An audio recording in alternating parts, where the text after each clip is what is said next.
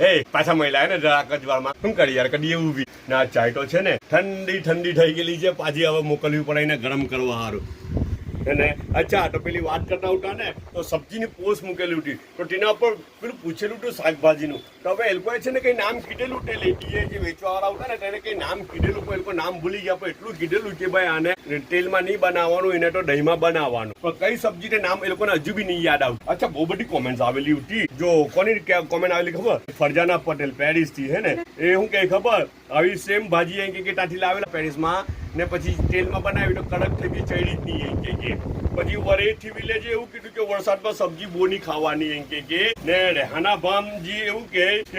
ચોલાઈની ભાજી ને એક તો એટલું ભારે નામ છે યાર હું આઈડી છે તમે જો ને હું ટેગ કરું છું બધાને જલ્લે વાલો કા જમાય એમણે શું નામ આપેલું છે ખબર